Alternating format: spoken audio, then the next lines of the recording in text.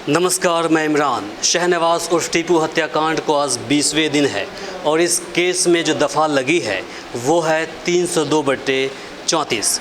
आखिर ये दफ़ा क्या है? इस दफ़ा के अंदर क्या कोई मुजरिम पकड़े जाते हैं तो क्या उन्हें कितने समय के लिए सज़ा मिलती है, या फिर यह दफ़ा एक अज्ञात लोगों के ख़िलाफ़ है और आने वाले वक्त में जैसे पुलिस प्रशासन इस पर अनुसंधान करेगी, उद्भेदन करने के बाद जो भी मुजरिम होंगे उस पर जो नई दफ़ा लगेंगी उस पर क्या कुछ होने वाला है, इसका क्या कानूनी प्रावधान है, इस बात को लेकर के हम अभी आए हुए हैं मधेपुरा डिस्ट्रिक्ट कोर्ट के बार एसोसिएशन के सेक्रेटरी लॉयर संजीव कुमार जी के पास, और इनसे जानने की कोशिश करते हैं कि आखिर ये दफ़ा क्या है और उद्भेदन के बाद जब पुलिस इस पर दफ़ा लगाएंगी तो उससे क्या फ़ायदा और नुकसान होने वाला है। जी संजीव जी, मेरा सबसे पहले सवाल है कि आप बताएं कि दफ़ा 302/34 क्या है। नमस्कार। मैं आपको बताता हूं कि भारतीय संविधान में 302 का मतलब यह है कि किसी के द्वारा उत्प्रेरित करके अगर हत्या की जाती है किसी धारदार हथियार से या गला दबाकर या गोली मारकर, तो उसमें जो है 302 का सेक्शन लगता है। वो है सिर्फ किसी की जान लेना ही हत्या का एक कारण का प्रतीत होता है, जिसमें जान जाती है, वो 302 के अंतर्गत आता है। उसमें 34 भी लगा हुआ है, तो इसका यह है कि उस हत्या करने में जितने भी अभियुक्त रहे होंगे वो एक से अधिक रहे होंगे, सबकी मंशा एक ही थी और सबका नियत एक ही था कि उसको हत्या करना, और उद्देश्य एक ही था कि हत्या कर उनके लाश को भी जो हम दरकिनारा कर दें। तो उसमें जो है पुलिस अनुसंधान में अगर आप देखेंगे कि 201 एक साक्ष्य अधिनियम के अंतर्गत आता है, वो भी आईपीसी के अंतर्गत आता है कि अगर हत्या करने के लिए कोई व्यक्ति किसी की हत्या करने के बाद लाश को छिपाता है, और 34 उसमें उद्भेदन करने के बाद ये अगर आती है बात की कि लाश को भी छिपाया जा रहा था, उसमें भी लगता है। उसके बाद ये भी देखा जाता है कि हत्या में किस हथियार का प्रयोग किया गया था। जैसे कि अगर आयुध का प्रयोग हुआ होगा तो उसमें 27 आर्म्स भी लग सकता है उद्भेदन में। तो ये पुलिस है, पुलिस अनुसंधान करने के क्रम में बहुत बात आती है, लेकिन 302 में और /302/34 भादवी में उसमें जो है हत्या के लिए आजीवन कारावास है एवं फांसी की भी सज़ा का प्रावधान भारतीय कानून में निहित है, जिसके अंतर्गत बहुत सारे व्यक्तियों को जो है भारत में जो है करीब हत्या के लिए जुर्म में फांसी की सज़ा सुनाई भी गई है, पूर्ववत भी सुनाया जा चुका है, और अधिकतर केसों में उनकी मंशा के अनुसार ही उनके ऊपर सज़ा का प्रारूप तैयार किया जाता है। और प्रारूप करने के बाद किसी भी व्यक्ति को अगर हत्या की साजिश में या हत्या करने में उसका कतई थोड़ा सा भी अगर हाथ रहता है तो वो आजीवन कारावास से कारावास होते हैं। अपने भारतीय कानून के अनुरूप 302 सबसे अधिक ऊपर और इसमें परिस्थिति बस नहीं लागू किया जाता है। इसमें कारित करने के उपरांत ही किया जाता है कि किसी की हत्या हुई है तब। अगर किसी में उसको टॉर्चर किया गया हो, मारने से पहले उसको टॉर्चर किया जाता है तो उसके लिए अलग सा प्रावधान है, उसके लिए अलग सेक्शन लगता है। लेकिन अगर हत्या है तो हत्या में 302 सर्वोच्च धारा है और उसमें फांसी की सज़ा होती है। एक बार मुझे बताएं कि अगर बाद में उसे आत्महत्या का रूप दिया जाता है तो क्या ये पॉसिबल है क्या?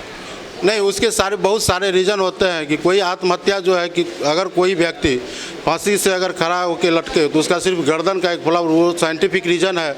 और भारतीय कानून में जो है आत्महत्या का जो अनुसंधान में अगर परिवर्तन किया जाता है तो वो भी एक दोषारोपण होगा पुलिस के ऊपर, अनुसंधानकर्ता के ऊपर। और कतई भी भारत की पुलिस या बिहार की पुलिस जो है अनुसंधान अगर करे, मतलब आप ये कहना चाहते हैं कि 302/34 लगा है, इसका मतलब पुलिस को कहीं ना कहीं एक सुराग मिली होगी कि ये हत्या का मामला है।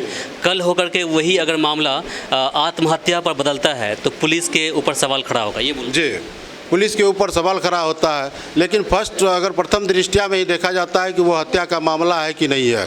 अगर प्रथम दृष्टया में लगता है कि किसी के सामने से गोली मारा गया हो या चाकू भोंका गया हो या उसकी गर्दन मोड़ करके हत्या की गई हो या गर्दन दबा के हत्या की गई हो या उसको कुछ नशा खिला के उसके जहर दे के हत्या की गई हो, ये सब हत्या के प्रारूप है। और इसमें जो है प्रथम दृष्टया में ये नहीं कहा जा सकता है कि इसका जो है किसी ने आत्महत्या किया है। आत्महत्या अधिकांश जिसके बारे में आप जानकारी दे रहे हैं वो आत्महत्या करने के लायक युवक नहीं था। इससे साफ सिद्ध होता है कि वो हत्या वहाँ पर हुई है उनकी, और इसमें जो है हत्या का प्रावधान में सजा है। हत्यारे किस तरह से बचेंगे? वो तो चाहेंगे कि हम बचें किसी तरह से। क्या कानून के शिकंजे में आने के बाद ही वो बच सकते हैं क्या? नहीं, ऐसी कोई बात नहीं होता है। परिस्थिति जन साक्ष्य होता है कि हत्या में जो भी उनके साक्ष्य होते हैं वो अगर उद्भेदित होता है पुलिस के द्वारा, तब वो नहीं बच सकते हैं। अगर कोई साक्ष्य नहीं मिलता है, उस आधार पर जो है दोषी वहाँ से मुक्त हो जाते हैं। भारतीय कानून में साक्ष्य के अभाव में भी रिहा किया जाता है।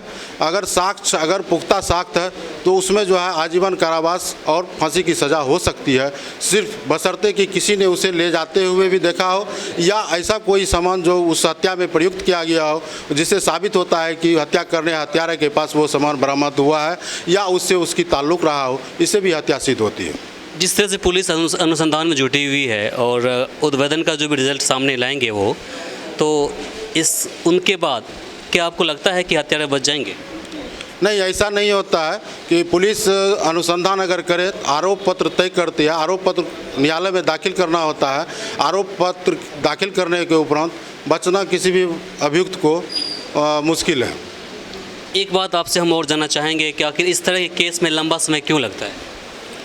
उद्भेदित करने के लिए अनुसंधान के क्रम में होता क्या है अपने यहाँ कि बहुत साक्ष्य को एक दूसरे से जोड़ा जाता है और सही रूप से अगर दोषी है तो उसके दोषी सिद्ध करने के लिए जो है बहुत सारे साक्ष्यों की आवश्यकता होती है, जिसकी एक कड़ी से दूसरी कड़ी में जोड़ी जाती है, जिसको हम साक्ष्य संकलन कहते हैं। उस साक्ष्य को पुख्ता साक्ष्य होने के बाद ही किसी पर आरोप तय कर सकते हैं कि वो हत्यारा है या मुजरिम है। एक सवाल और है मेरा आपसे कि जो नामित होता है मुकदमा दर्ज और दूसरा होता है कि आप अज्ञात लोगों के खिलाफ, दोनों में क्या फ़र्क है और कितना समय लगता है दोनों? देखिए, प्राथमिकी में नाम किसी पर अगर शक भी होता है तो उसका नाम दिया जाता है और प्राथमिकी में यह है कि उसकी हत्या में किसी ने नहीं देखा कि किसने मारा उसको, और उसमें जो है साक्ष्य संकलन की बहुत ज़्यादा आवश्यकता होती है, इसलिए उसको अप्राथमिक अभियुक्त कहा जाता है।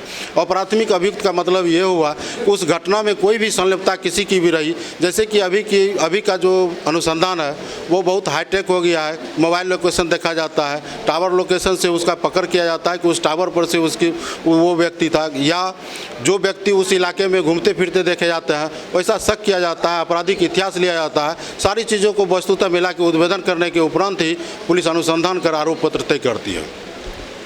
अज्ञात केस में और जो नामित केस है, दोनों में कितने मुजरिम को बचने के चांसेस हैं? दोनों में किसी में भी बचने की चांस नहीं है, इसलिए कि उद्भेदन में अगर अज्ञात व्यक्ति भी अगर उनके साक्ष्य विरुद्ध आता है तो वो भी सजा के दोषी होंगे, और जो अगर प्रत्यक्षदर्शी गवाह के द्वारा अगर देखा जाता है तो वो भी उतने ही साक्ष्य के दोषी हैं। साक्ष्य संकलन होने के बाद वो भी दोषी हैं। एक सवाल और आता है कि 3 महीने के बाद लोग बेल ले लेते हैं, वो क्या है? नहीं, ऐसा कोई बात नहीं है कि 3 महीने के बाद किसी का बेल होता है। 3 महीने के अंदर अगर कोई अभियुक्त कस्टडी और न्यायिक अभिरक्षा में अगर है तो ऐसी परिस्थिति में पुलिस द्वारा अगर आरोप पत्र तय 90 रोज के अंदर नहीं किया जाता है तो ऐसी स्थिति में जो है उसको जमानत न्यायालय से दिया जाता है कि आरोप पत्र पुलिस तय नहीं कर पाई है। लेकिन ऐसा वस्तुतः बहुत रेयर केस में देखा जाता है कि जिसमें कि पुलिस जो है उनके अपने साक्ष्य संकलन में देरी के कारण जो है ऐसा हो सकता है, लेकिन इससे नहीं प्रभावित नहीं होता है कि उसके विरुद्ध साक्ष्य नहीं आएगा। साक्ष्य अगर आता है तो वो दोषी है। ऐसा नहीं है कि 90 रोज के अंदर जो है, कानून में प्रावधान नहीं है कि 90 रोज के अंदर उसको जमानत हो, उसमें कई साल भी लग सकते हैं। बहुत सारे केसेस हैं जो उदाहरण हैं। तो इस केस में उम्मीद है कि जो भी हत्यारे होंगे उनको लगभग उम्र कैद या फांसी की सज़ा तक मिलेगी। निश्चित रूप से अगर उनके विरुद्ध साक्ष्य संकलन आता है, अगर इस मुकदमा में अगर साक्ष्य संकलन पुलिस द्वारा सही तथ्यों के उजागर करके अगर साक्ष्य संकलित किया जाता है और उसमें परिस्थिति जन साक्ष्य को भी लाया जाता है, निश्चित रूप से इसमें आजीवन कारावास से सज़ा होंगे और फांसी की सज़ा भी हो सकती है। चलिए, समय देने के लिए आपका शुक्रिया, धन्यवाद।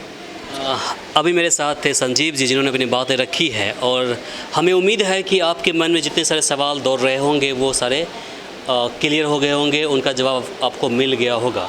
और हम आपको लगातार अपडेट देते रहे हैं कि ख़ास करके मधेपुरा SDPO से जब हमारी बातें हुई है, आज भी बातें मेरी हुई है, तो उनका कहना है कि हम हो सकता है कि सोमवार तक, एतवार सोमवार यानी कि कल और परसों तक का टाइम वो दे रहे हैं। तो इसके अंदर ही वो जो क्रिमिनल है, जो हत्यारे हैं, उन पर हाथ देना शुरू कर देंगे। फ़िलहाल के लिए इतना ही हम चाहेंगे कि आप इस वीडियो को अधिक से अधिक आप शेयर कीजिए। फ़िलहाल के लिए मुझे इमरान को इजाज़त दीजिए। नमस्कार।